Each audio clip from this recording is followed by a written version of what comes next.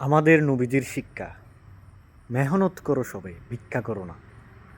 এটা নিয়ে চমৎকার একটি কবিতা পাঠ্য বইয়ে একসময় পড়ানো হতো। সেই কবিতাটি আজকে আবৃত্তি করার চেষ্টা করব। 3 দিন হতে খাইতে না পাই, নাই কিছু মোরে ঘরে, ধারা পরিবার বাড়িতে আমার উপোস করিয়া মরে। নাহি পাই কাজ, তাই তেজিলাজ বেড়াই ভিক্ষা করি।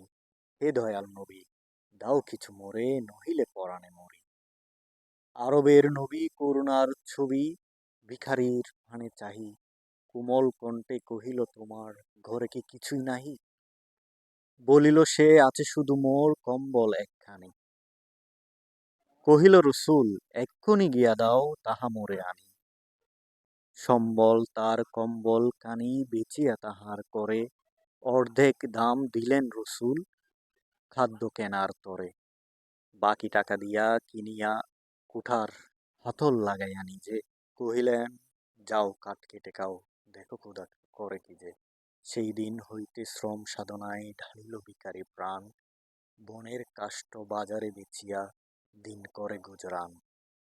অভাব তাহার রহিল না আর, হইল সেই সুখী ভবে। নবীর শিক্ষা করোনা ভিক্ষা, মেহনত করো সবে।